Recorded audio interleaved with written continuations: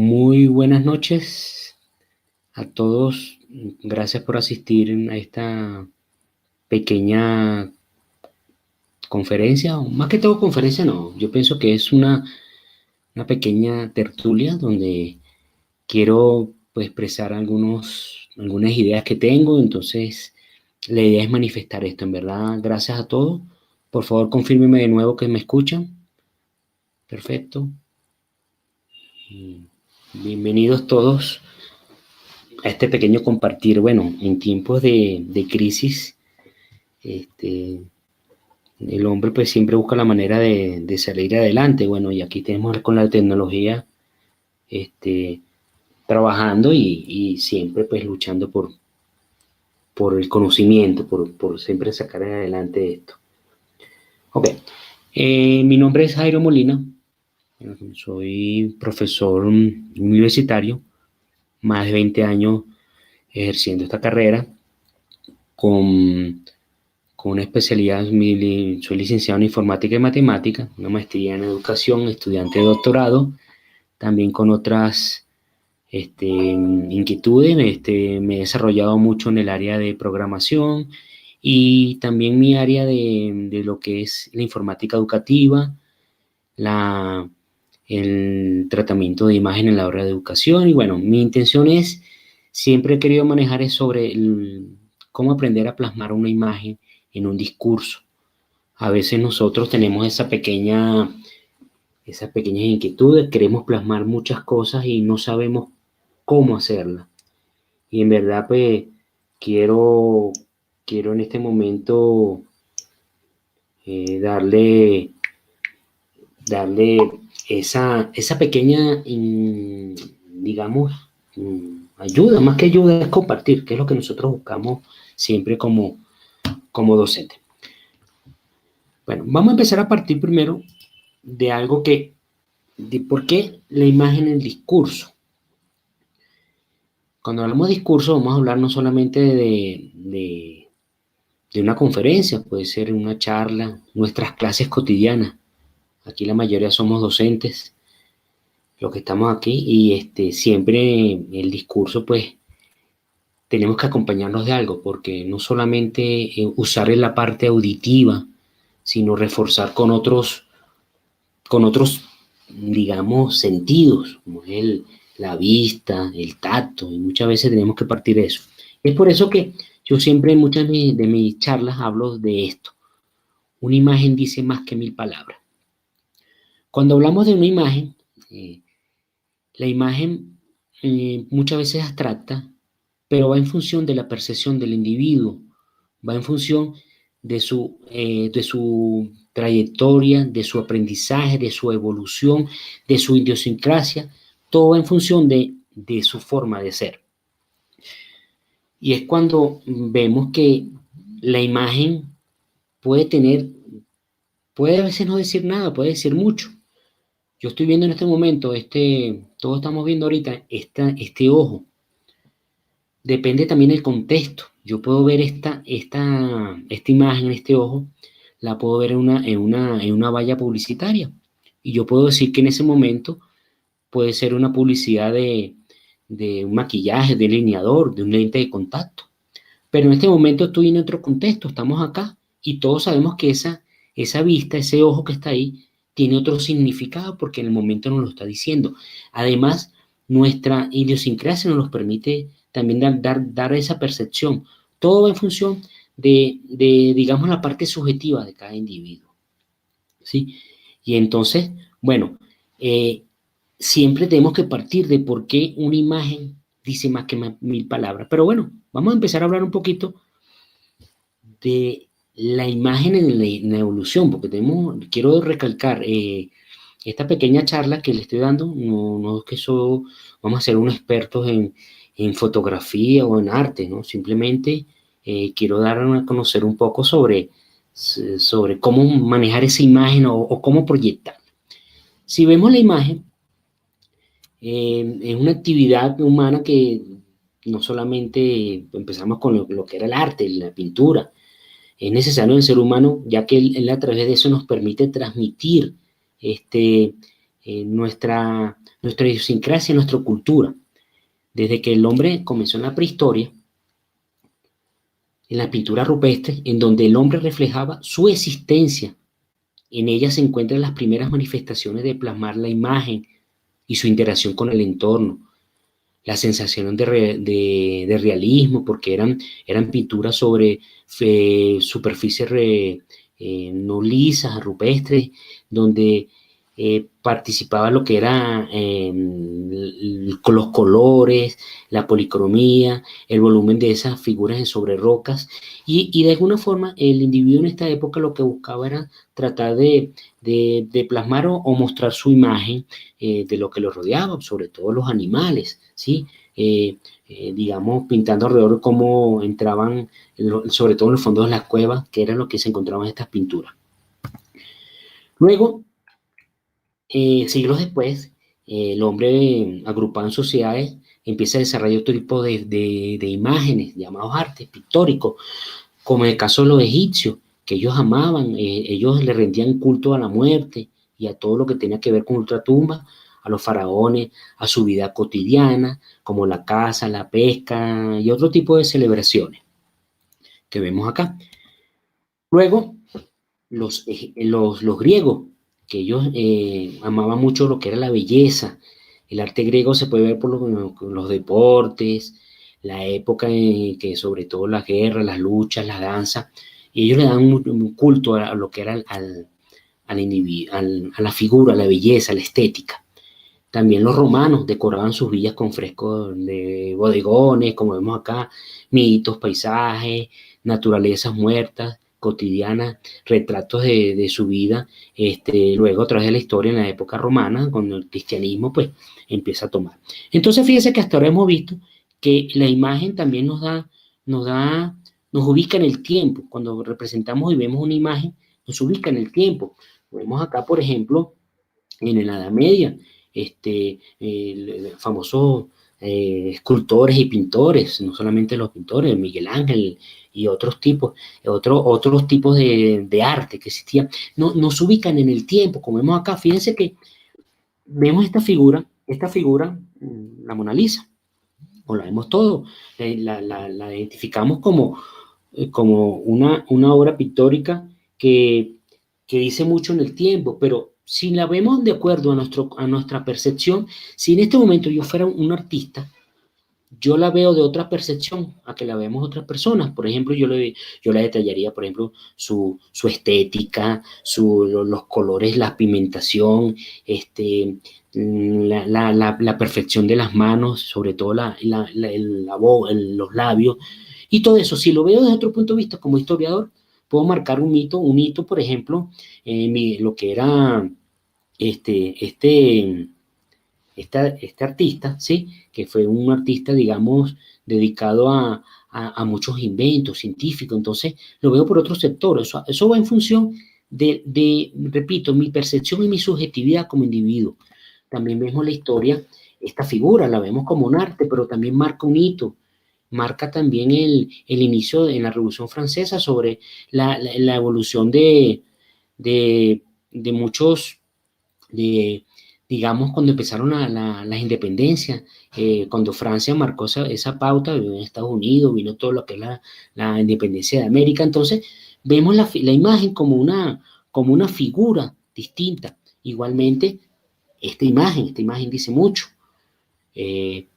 La conquista del hombre en el espacio, la llegada del hombre a la luna, la Guerra Fría. Podemos hablar de lo que dijo Neil Armstrong, un pequeño paso para un hombre, pero un gran paso para la humanidad. Quiere decir que la imagen nos ubica el tiempo en el espacio.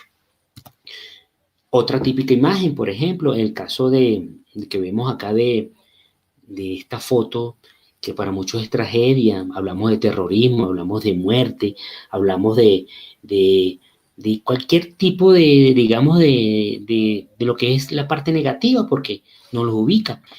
Y fíjense que cuando hablamos de la imagen también está en el contexto. En este momento, esta imagen, hace unos 6 meses, simplemente la vemos como una imagen de virus. Hoy en día la asociamos ya a algo, porque el individuo está asociado en ese momento al tiempo y al contexto. Estamos viendo la imagen como el coronavirus, que es lo que estamos en tiempos ahorita de pandemia, y lo vemos así.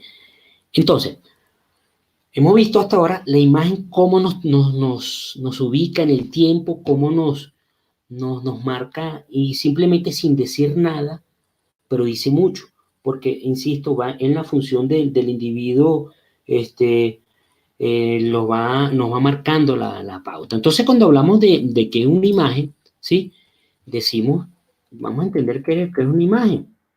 Vamos a hablar un poquito que proviene del latín imago, ¿sí? Que a su vez nos remite a imitar o retrato de reproducción. El diccionario lo define como una figura de representación de una cosa, digamos, de un individuo. Lo que sucede en el tiempo simplemente la reproducimos, la copiamos o la ubicamos en, en el tiempo. Entonces, del latín, que es lo que nos dice que estamos copiando algo que está en la trayectoria, en el momento que estamos mm, percibiendo. Eso nos lo permite lo que es la figura visual o mental de alguna situación que estamos en ese momento. Entonces, la imagen se puede dividir en dos dominios. El principio es el dominio inmaterial, ¿sí?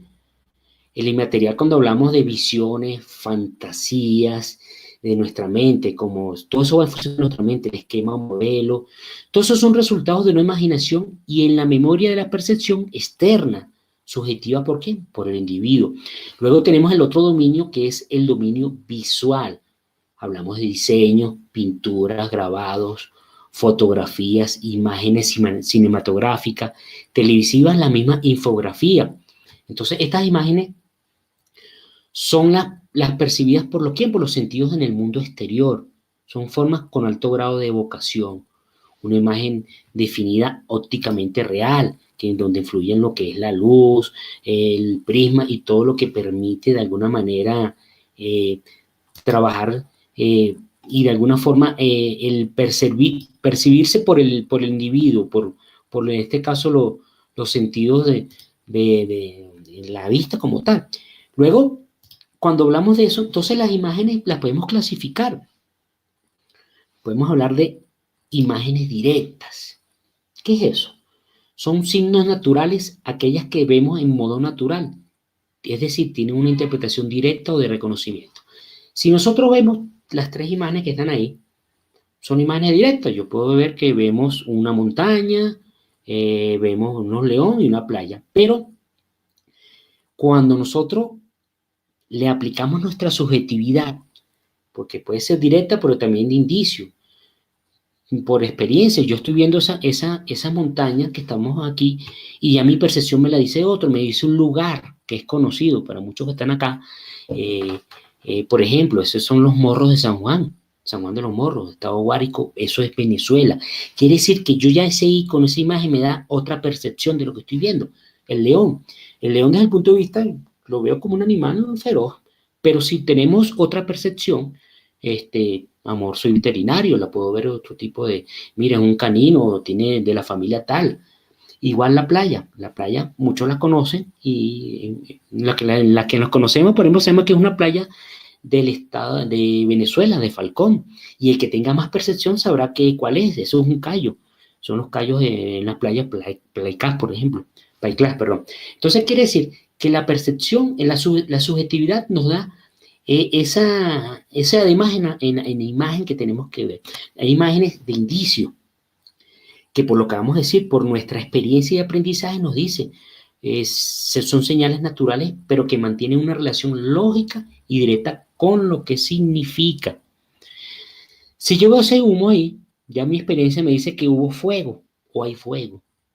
Si veo esas huellas, yo doy un indicio de que hubo un individuo que pasó por ahí, o una huella de animal, o un ser humano. Esas son las de indicio.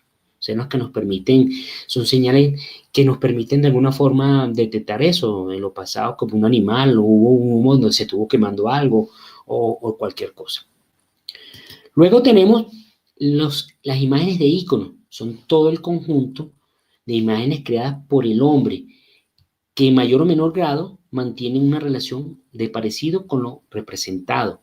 Este grado se parece o es parecido a lo que llaman grado o escala de iconicidad. Esos son, digamos, y tenemos otro tipo de imagen que son los famosos símbolos. También se le dicen símbolos convencionales. Son imágenes que carecen de relaciones de parecido con su referente y se le asigna un significado que arbitrario. Peligro, el símbolo de menos, la cruz, cualquier otro símbolo que se lo asociamos a veces hasta símbolos de publicidades, de la Coca-Cola, cualquier del mismo símbolo de McDonald's, que son iconos que se van asociando y se van quedando en la trayectoria del individuo. Entonces, nos preguntamos, pero le hice un recorrido sobre esto con el sentido de ver, pero ¿cómo debe ser una imagen en el discurso? Muchas veces las imágenes las preparamos para nosotros y no debe ser para nosotros. Es uno de los graves errores que tenemos. La imagen, fíjense, en este momento yo estoy viendo esa imagen. Muchos dirán, bueno, un profesor dando clase. Mira, son unos muchachos que están casi todos en clase, una conferencia, una charla, un marketing, cualquier tipo de información. Pero ¿qué pasa? Nos preguntamos, como dije hace rato, ¿para quién es la imagen? ¿La imagen es para mí como expositor o para mi audiencia? Ese es uno de los graves errores que siempre cometemos, que no debe ser de esa manera. Nos decimos, mira, nos preparamos a lo siguiente. La imagen no es una chuleta, es una imagen ¿para quién? Para el expositor, para que vean que la estoy usando es para mí, para yo guiarme lo que estoy hablando. O sea, en este momento estoy hablando con ustedes y les pongo la diapositiva para ver lo que yo tengo que decir y no lo que ustedes tengan que aprender o tengan que ver. O sea, como dicen otros autores, no debe ser una muleta. La diapositiva no es para mí, es para la audiencia. Y es uno de los grandes errores que cometemos como nosotros. Entonces, quiero decir eso, ¿qué entiendes tú mejor? Supongamos, voy a dar una clase de matemática. Vamos a hablar del cuadrado.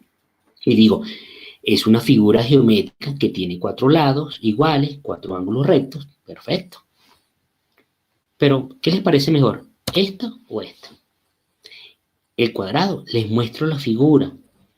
Es una figura, es un polígono de 4 lados de la familia de los cuadriláteros que tiene paralelismo 2 a 2, 4 lados iguales, los 4 ángulos rectos. ¿Qué pasa?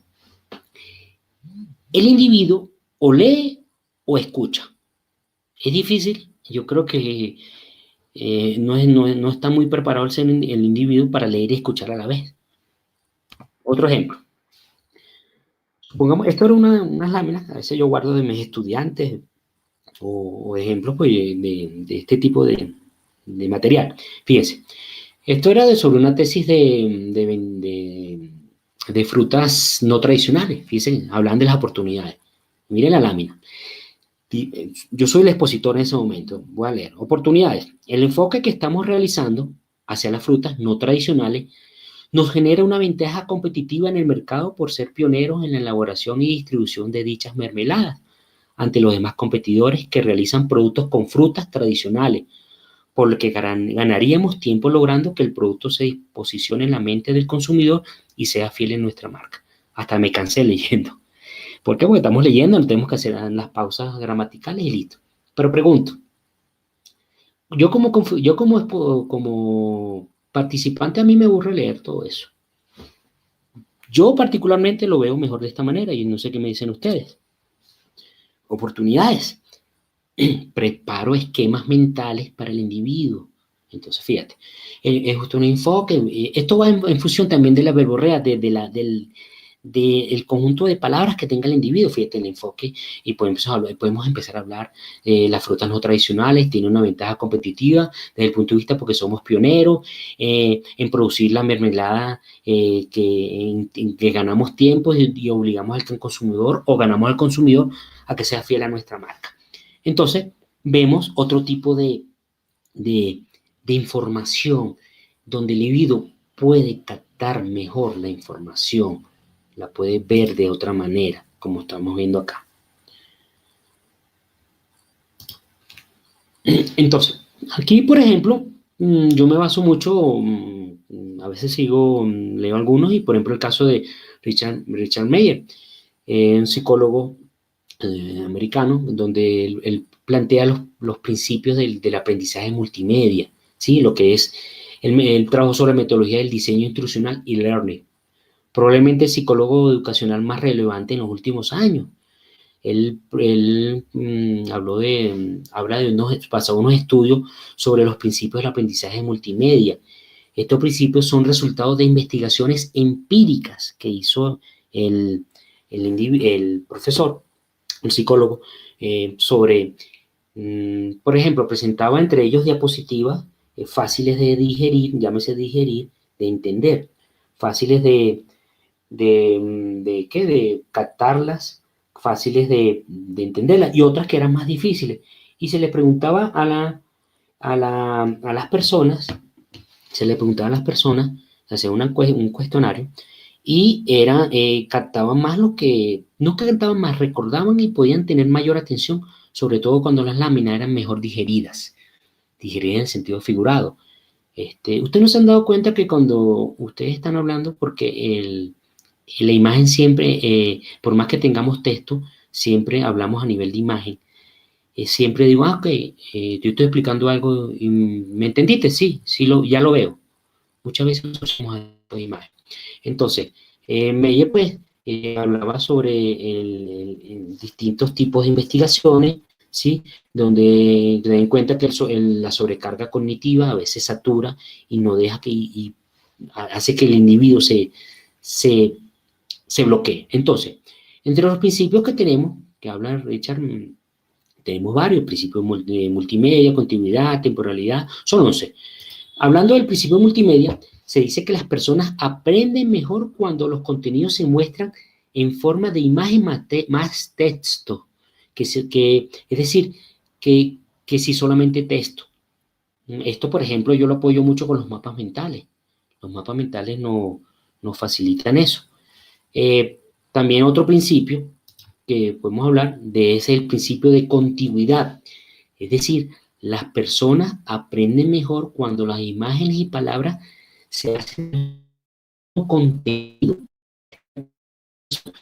de propósito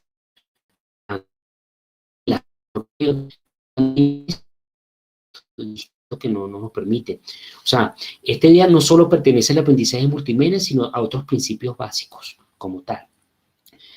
Luego tenemos también el principio de temporalidad. Las personas aprenden mejor cuando los textos y sus correspondientes imágenes se despliegan en pantalla simultáneamente en correlación con lo anterior. Perfecto. Hablamos del principio de realidad. Las personas mejor y narración que imagen y texto.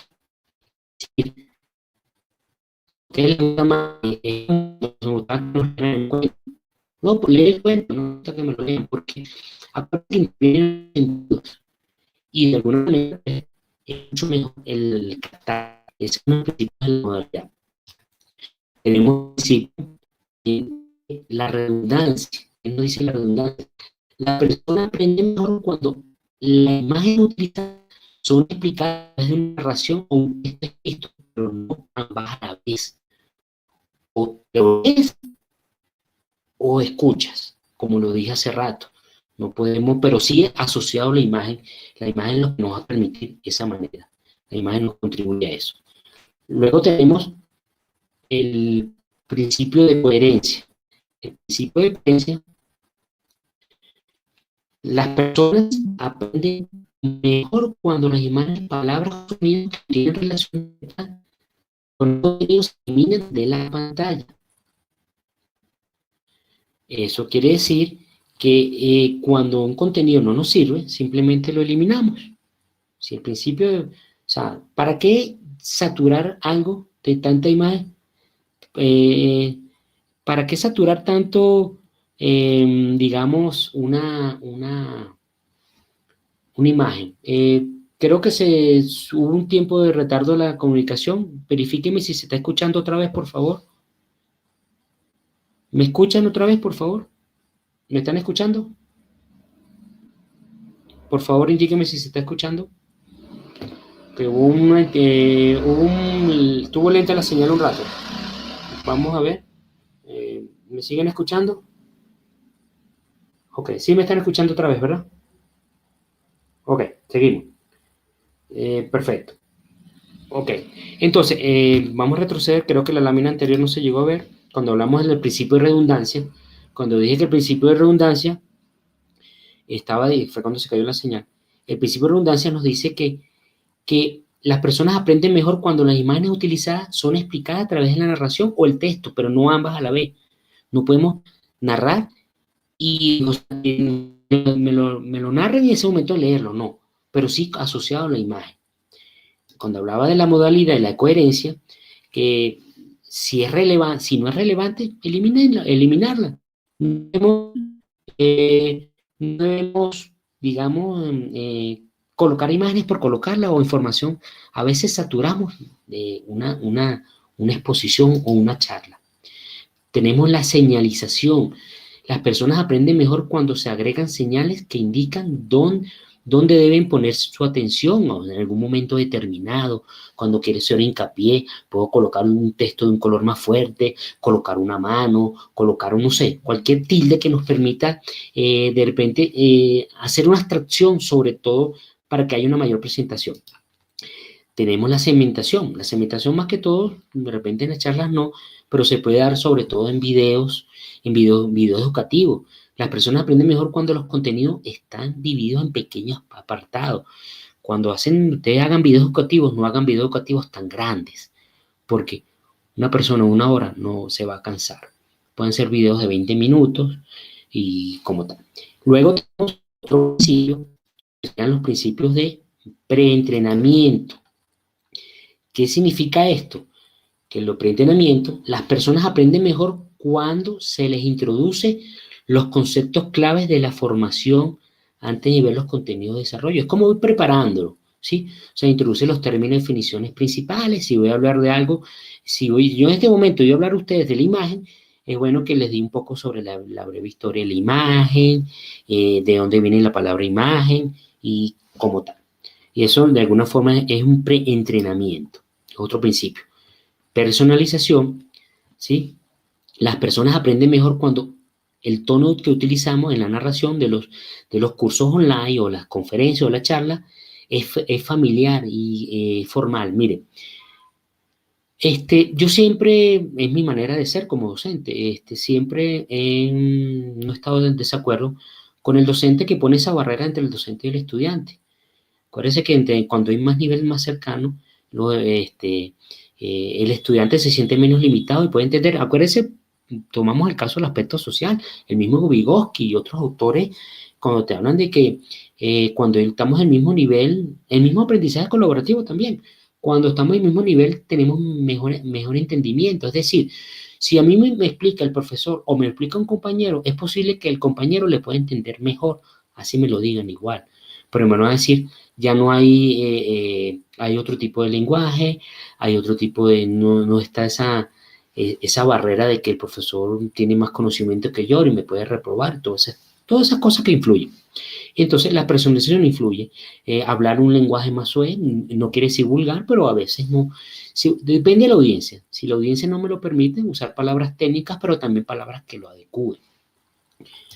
Y el principio de la voz. Las personas aprenden mejor cuando utilizan una voz humana en cursos online o en talleres o en conferencias, cuando utilizamos un software que transforma el texto en audio, como el famoso Loquendo que vemos nosotros, pero que escuchamos y no es lo mismo, no es tan divino como el ser humano escuchar la voz del ser humano y en vivo más. Entonces es una manera de eso, de tratar. Bueno, entonces, como hemos visto, esos son los principios básicos que hablan de la fluencia cognitiva, es decir, cuando las transparencias, las diapositivas son fáciles de procesar, se generan sentimientos positivos y mayor acuerdo. Estamos claros que una imagen no profundiza, pero la imagen te incentiva a un tema. Cuando no es difícil de procesar, pasa a ser mentira o a veces el cerebro no lo toma en cuenta, ¿no? Entonces, vamos ya, antes de seguir acá, quiero mostrarles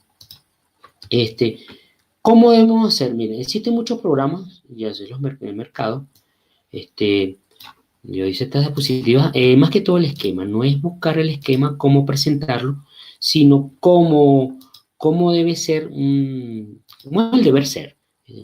Coincido con muchos autores, una diapositiva, cómo vamos a presentar una diapositiva en PowerPoint o cualquier otra herramienta.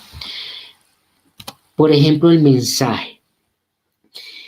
El mensaje no tiene que ser el título de diapositiva, que es el error que se comete muchas veces, ¿sí? No es el error. El mensaje tiene que ser un mensaje llamativo, que tenga emoción, no una emoción de llorar o de reírnos, pero que sea emotivo, que tenga el verbo, tenga la acción, tenga el predicado, tenga el sujeto, de alguna forma que ayude, ¿sí? Luego tendríamos algunos, depende de la diapositiva, algunos pueden colocar otra información acá, referente al logo, el profesor, todo depende del estilo del participante, ¿sí? Luego tenemos el área de la evidencia lógica o la instrucción emocional. Cuando hablamos de evidencia lógica, estamos hablando de evidencia física a nivel de información, de datos, tablas, ¿sí? Que de alguna forma, pues, nos facilite. Pero muchas veces yo soy partidario, si no lo amerita, podemos trabajar con una ilustración emocional, que es la percepción. Esas ilustraciones emocionales pueden ser imágenes. Cuando hablamos de imágenes, puede ser una imagen puede ser, por ejemplo, un dibujo de AutoCAD, un cubo, cualquier figura que en ese momento lo amerite para su presentación, una computadora, cualquier cosa que yo tenga. Y de alguna forma me sirva como evidencia para poder, de alguna forma, llevar ese individuo a esa realidad virtual. Algo que es primordial, que yo nunca los obvio en las exposiciones, o a veces las coloco no, pero dependen, son los diagramas. Acuérdense que el esquema, el cerebro utiliza los esquemas muy para la parte lógica, la parte matemática, ¿sí? Así como en la parte del procesador, que era la unidad aritmético lógica. Bueno, en la parte de diagramas se pueden realizar esquemas tan poderosos que la mente humana los puede captar, mucho más fácil que saturarlos de información. Así como diagramas de flujo, organigramas, diagramas, bueno, de diferentes formas que existen en Internet. Y por último, algo muy importante son los gráficos. Cuando sobre todo aquel tipo de información que requieren de data, muchas veces no saturarlos con cuadros, sino a veces con gráficos. Por ejemplo, en esa evidencia emocional, un gráfico. Otro error que se comete es que a veces colocan el título del gráfico como el título de diapositiva. No, el título de diapositiva, como dijimos, por ejemplo, yo puedo colocar déficit de aprendizaje en los estudiantes de la primera etapa de educación o de educación inicial. Y este título puede ser, por ejemplo, relación de niños que llegaron al colegio desayunados, por decir algo.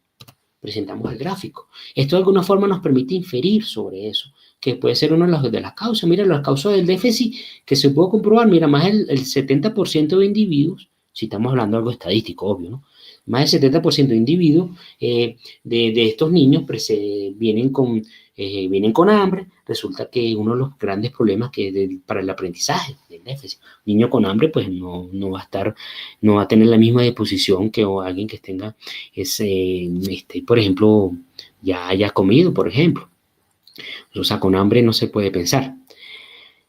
Otro ejemplo, ya a nivel de gráficos. Vamos a esta diapositiva. Síntomas del coronavirus.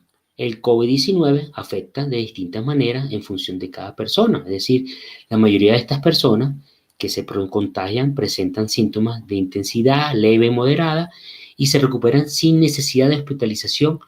No debes jugar con tu vida. Y luego te dice fiebre, tos seca, cansancio, y al bajo y abajo te coloca para prevenir una mascarilla, guantes y lávate las manos con frecuencia con agua y jabón. Yo le presentaría algo así. No juegues con tu vida, sería mi información principal. Impactamos, llamamos la atención. Acuérdense que yo siempre he dicho que las láminas de conferencia o educativa son muy parecidas a las de publicidad, pero hay una pequeña diferencia, que las de publicidad te llaman la atención y listo, te sueltan por unos segundos, mientras que las educativas te llaman la atención y te tienen que mantener, porque una clase no te dura 1 minuto ni 30 segundos. Fíjense, no juegues con tu vida. Síntomas: fiebre, tos seca y cansancio. Aquí es donde viene el expositor, es el que tiene que lucirse. Prevenir, mascarillas. ¿Qué vas a prevenir? Obvio que el coronavirus. ¿Qué debes usar? Mascarillas y guantes, lávate las manos con frecuencia, con agua y jabón, y algo así, o pueden colocar. Tampoco podemos saturar una lámina de tantas imágenes. Si yo estoy usando esta diapositiva con un fondo, como vemos alto, y si yo le coloco más imágenes acá, es posible que a menos que las traiga en un cuadro blanco o un cuadro que de alguna forma se permita ver y se puedan, porque si no satura. Ese es otro ejemplo. También vi un ejemplo de un profesor español, otro que colocó, por ejemplo, una tecnología. Fíjate, me gustó este ejemplo y se lo copié y lo transferí. Fíjate que él dice aquí, recomendaciones tecnológicas. El iPhone ofrece un sistema operativo muy cerrado, lo que aumenta la seguridad, pero limita la libertad de configuración. El iPhone ofrece un único hardware, lo que implica una integración perfecta entre hardware y software, pero un único modelo. iPhone ofrece un único repositorio de app, lo que facilita su localización y aumenta la confianza, pero exige pasar por su exigencia. Si nosotros vemos, hay mucho texto, ¿sí? ¿Qué debemos hacer nosotros? Bueno, yo lo que veo acá, en lo que estuve analizando, lo que explicó el profesor, es, bueno, vamos a dividirlo en dos grandes áreas. Tenemos aspectos positivos y negativos. Claro, tenemos que verlo de una manera disfrazada. Tampoco es que podemos decirle que todo esto es malo, como cuando estamos viendo un producto. Acuérdense que la persuasión es muy importante. Podemos colocarla de esta manera, fíjense. El iPhone, ¿qué ofrece? Ahí está lo que dijimos, el título. Ofrece una gran seguridad e integración, sacrificando libertad de elección y operación.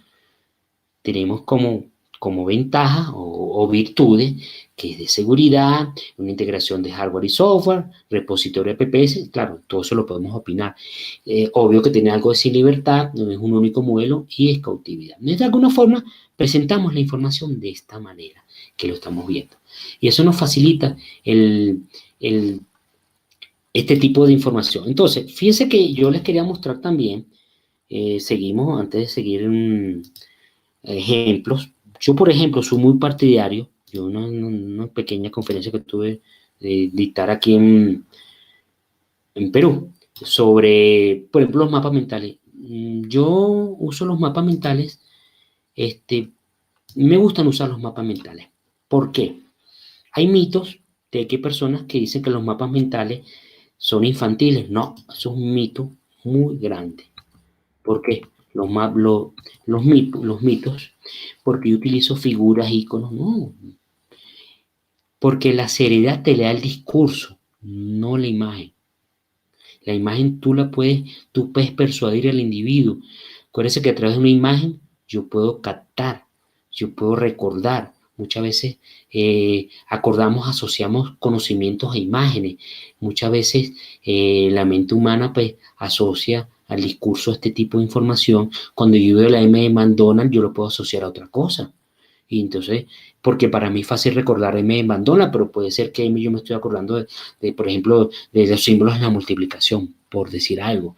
Cuando veo la cruz, sabemos que el cristianismo, pero la podemos asociar también a la cruz roja, un significado.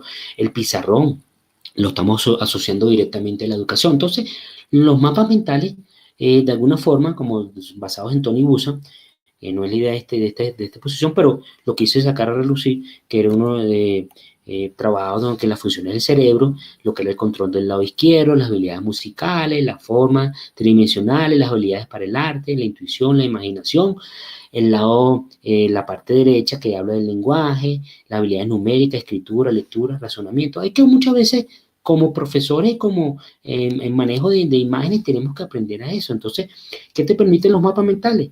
Generar ideas, manejar ambos hemisferios, utilizar los principios de la multimedia, porque estoy usando aquí imágenes y texto. O sea, un mapa mental que utiliza eso. ¿Qué ventaja tiene? Mira, tiene más ventaja que desventaja. Yo no lo consigo desventaja. Algunos dirán que de repente no profundizas, pero que te puede dar la idea para tú iniciar. Si tú estás interesado en algo, te dedicas a investigar. Y los mitos, lo que estaba diciendo, el mito de un mapa mental es que porque, que son, muchas veces la gente lo califica de infantil, y no, eso es un mito. Yo le puedo presentar este tipo de imágenes a una exposición de un doctorado que les voy a mostrar. Tengo acá ejemplos de algunas de otras. Por ejemplo, tuve otra oportunidad de Mercosur, que fue para México. También se lo quiero mostrar acá. Para que veamos cómo es la importancia de esa. Que vamos a cerrar abriendo. Para que vean la importancia de la imagen en el discurso. En el discurso, no abro ahorita, bueno, que nos facilita entender cómo trabajar, cómo captar y cómo digamos, ilustrar. Entonces, los mapas mentales tienen esa fertilidad. Hay que trabajarlos de izquierda a derecha, imágenes que sean fácil de recordar, ¿sí? Ordenar ideas en sentido de la aguja, ideas principales en la rama, ideas de colores, líneas curvas, porque acuérdate que el cerebro no todo en línea, no es que el cerebro no está esquematizado en todo en líneas rectas y diagonales, no. El cerebro trabaja mucho con las curvas. Por ejemplo, quería mostrarle acá, creo era porque lo tiene abierto, del caso de, bueno, no me abre, aquí está, el caso de, por ejemplo, esto fue una exposición para doctorado en México, tuve la oportunidad hace como un mes de darle, y por ejemplo, para que vean la imagen, repito, no tiene que ser, que es el mito, que la imagen tiene que ser una fotografía seria, no necesariamente. Sí, por ejemplo, esto de Mercosur, por ejemplo, fíjense que aquí tengo la casa de Mercosur, podemos hablar de Mercosur, aquí yo sin plasmar qué es Mercosur, yo ya empiezo a hablar sin llenarlo de tanta información. Las imágenes, aquí podemos hablar de la pequeña historia, ya con esto estamos involucrando de que Mercosur tuvo sus orígenes con Paraguay, Uruguay, Brasil, Argentina, posteriormente se ingresó Venezuela, y bueno, y ya digamos, las habilidades del expositor. Una imagen sola no hace nada. Estamos hablando de una charla, ¿sí? Todo depende de una cultura. Fíjense que aquí tengo un esquema de mapa mental y no tiene que ser mapa mental, puede ser infografía. Como los presenté en las infografías, las podemos hacer con diferentes programas, los objetivos y para de contar. Entonces, si nos vamos a continuar acá con lo que venía trabajando con ustedes, ya casi para culminar, me existen diferentes programas para presentaciones. Mira, ¿qué uso yo? Yo en el momento, PowerPoint, el Prezi, no lo coloqué acá, que es el que estoy usando, o el Haiku Deck, hay Google Slide, Swipe, el mismo Office, el LibreOffice de Impress. Y existen infinidades de programas. ¿Con qué trabajo yo? Miren, yo trabajo mucho con programas como, por ejemplo, para infografías. Este programa es muy Canvas, por ejemplo, ¿sí? Y se registran y generan infografías. Y el que maneja, pues, más diseño gráfico, como en mi caso, yo manejo diseño gráfico, yo puedo trabajar con mis ideas, puedo crear póster, y si no, utilizo mis herramientas básicas. ¿Ves? Esto, por ejemplo, Canvas para eso. Una infografía es muy buena. Ejemplos de infografía. Esto es se llama Canvas, se pueden registrar la parte, miren, y pueden ser, pueden plasmar una idea. Aquí está el coronavirus, por ejemplo, trae preestablecido el coronavirus, aquí está el ejemplo, ya son plantillas y uno las puede trabajar, pues hay que ser muy original en eso, aquí está, en una idea tan sencilla podemos plasmar muchas cosas. Y yo utilizo herramientas como, en mi caso, yo que soy diseñador gráfico también, CorelDRAW, utilizo Photoshop. Recomiendo que las imágenes sean limpias, traten de colocar imágenes con fondos blancos, se ve horrible. Ya hasta Word permite quitar el fondo como tal. Y eso es lo que permite. Existen infinidades. Bueno, ¿qué otros ejemplos que le acabo de mostrar? Infinidades de mercado, diapositivas como las que demostré ahorita, de presentar tesis. Y son diapositivas muy sencillas que la idea es tratar de que llegue la idea, que entender cómo funciona. Bueno, me gustaría pues caer en una sesión de preguntas. ¿Alguien quiere opinar? ¿Una duda? Ya tenemos 40 minutos, 45.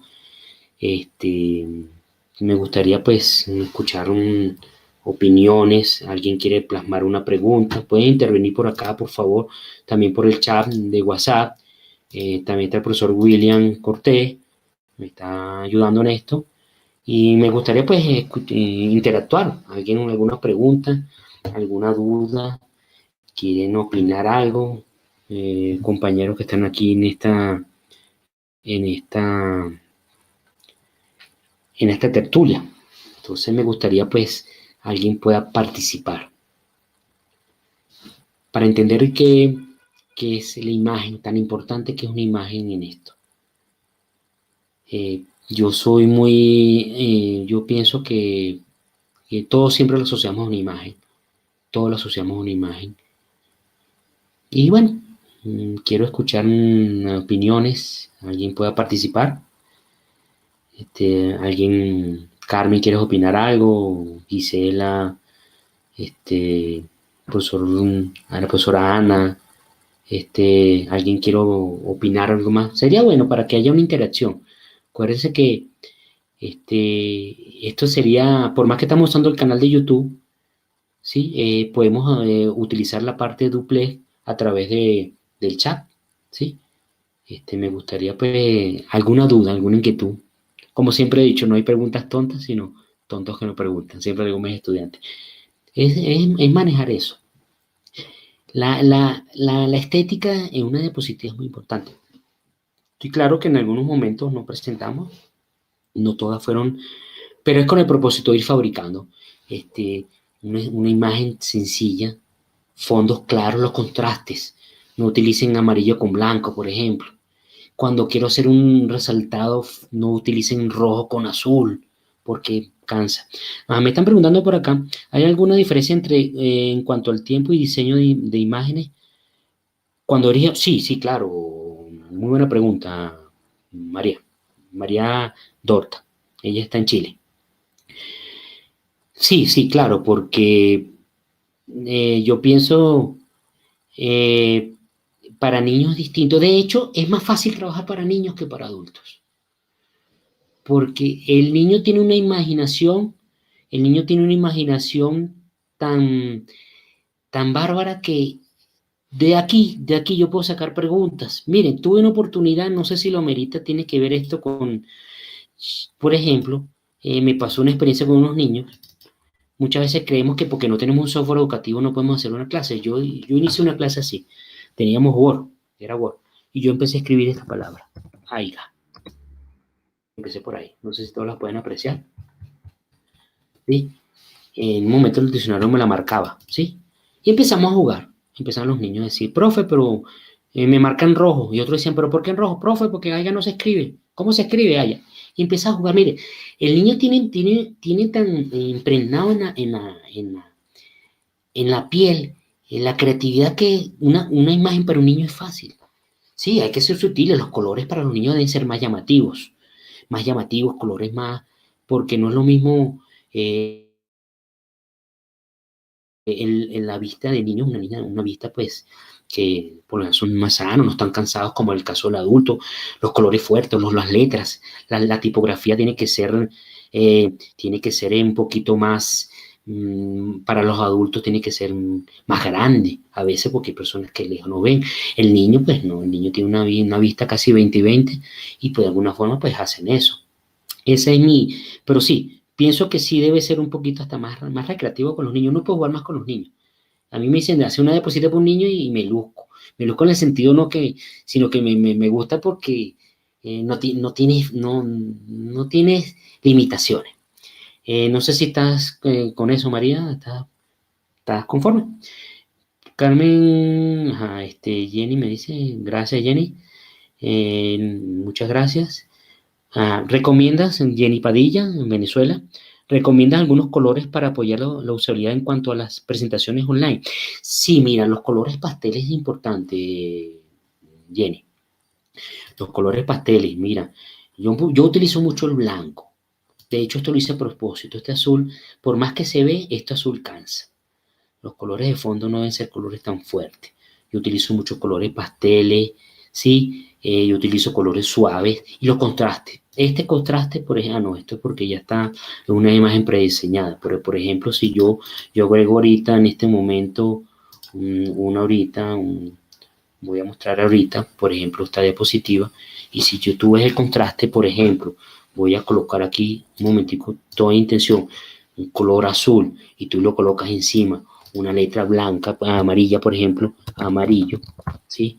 Vamos a escribirlo acá. Vas a notar que este amarillo, este color, el blanco, fíjate que por más se ve, pero no se aprecia. Sí se ve, pero otra cosa, para las diapositivas en computadora son distintas a las veces de los proyectores o los videobeam, porque los proyectores a veces cambian las tonalidades. Fíjense que en cambio en la computadora primero estás de cerca. Fíjense que el contraste no es muy adecuado. A veces hay que colocar colores fuertes, o tiene un color suave, un color. Sí, entonces los contrastes tienes que. Yo recomiendo mucho, yo uso mucho el blanco o colores suaves.